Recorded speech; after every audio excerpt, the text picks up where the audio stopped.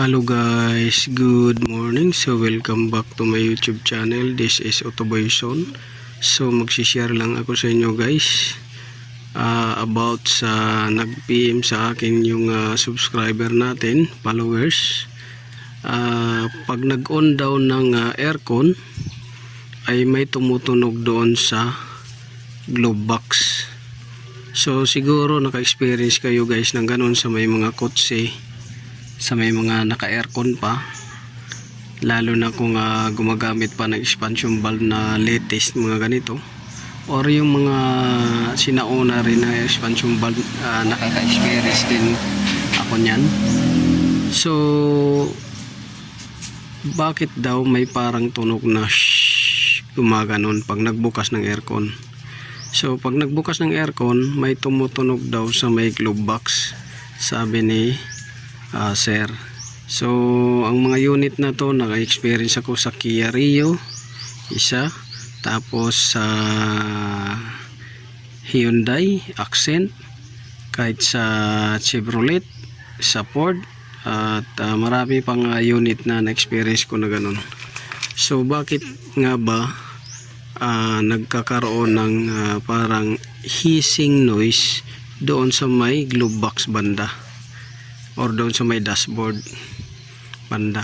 So actually guys, kung saan nakalagay itong expansion valve, itong hawak-hawak ko, expansion valve to, kung saan nakalagay yung expansion valve, doon nyo mismo maririnig yung tunog na parang hissing noise, gumaganon pag nagbukas kayo ng aircon, at pag nagpatay kayo ng aircon, tumutunog din yun. So ano nga ba ang nagiging dahilan guys?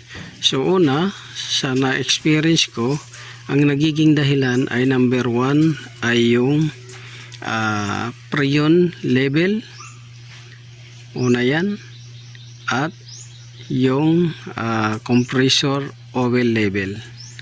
So yan yung nagiging dahilan. Mababa na yung freon level, mababa na yung compressor oil level. So bakit nagiging dahilan yun pag mababa? So ang tendency kasi guys, pag kulang sa freon, kulang sa compressor oil, ang compression kasi ng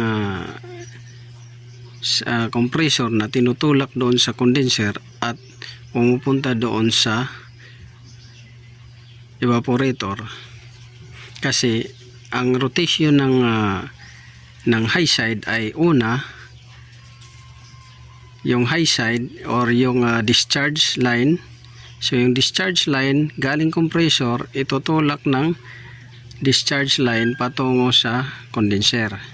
Pagdating sa condenser, itutulak naman galing sa condenser papunta sa receiver dryer, or kung may receiver dryer or accumulator, papunta doon sa evaporator.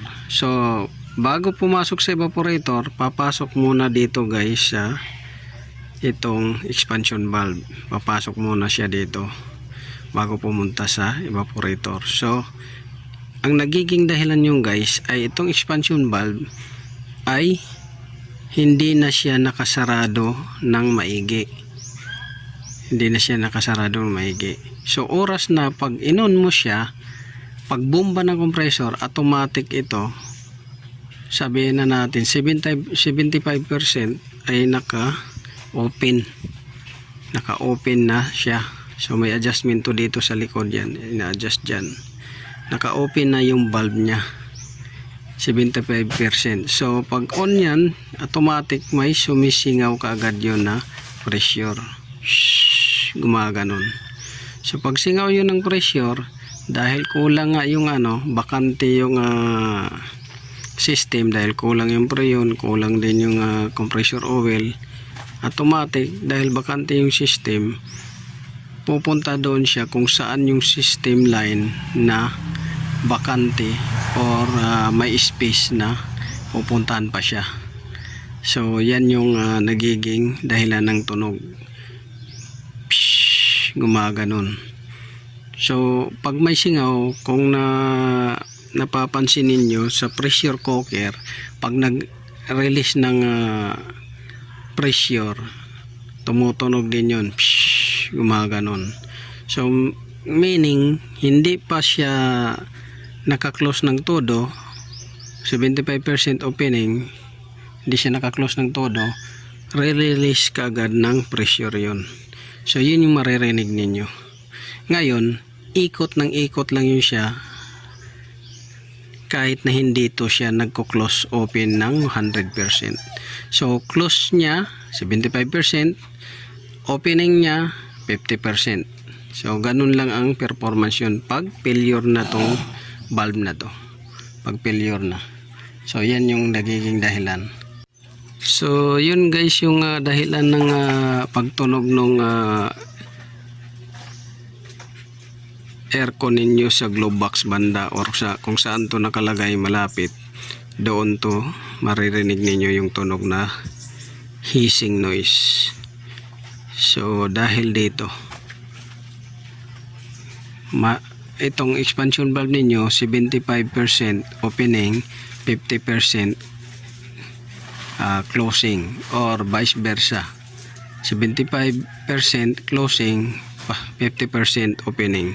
Tapos kulang kayo sa preyon at sa compressor oil. So yan yung share ko sa inyo guys kung bakit tumutunog. So ang gawin lang ninyo ay pa-discharge niyo yung preyon, tapos linisin to. Kung medyo may mileage naman na, matagal na to na parts na expansion valve, palitan na lang ninyo. Tapos pa-vacuum ninyo ng matagal. Ganyan, pa-vacuum ninyo. Kung medyo malabo na yung compressor oil nyo, i-drain na lang, palitan ng bago. Total magpapalit rin kayo ng bagong preyon. So mas maganda kung bagong preyon, bagong compressor oil. So swak na swak doon sa bagong parts ninyo. So bagong parts, bagong preyon, bagong compressor oil. So yun yung kagandahan pag ang result nun ay sobrang lamig dahil bago yung expansion valve ninyo, bago yung preyon, bago rin yung compressor oil. So yan yung gagawin ninyo. Ipa-vacuum lang ninyo guys ng matagal para walang hangin talaga, moisture na nandoon na naka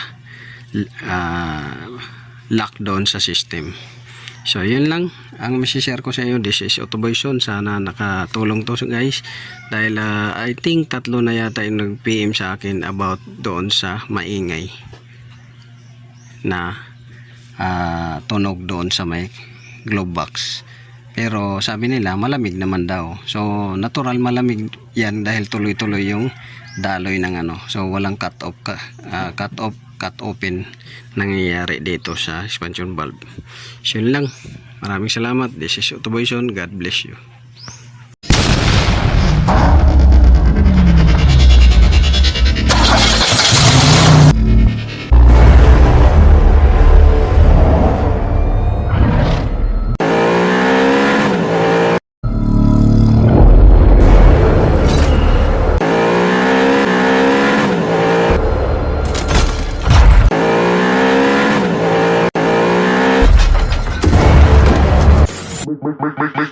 Make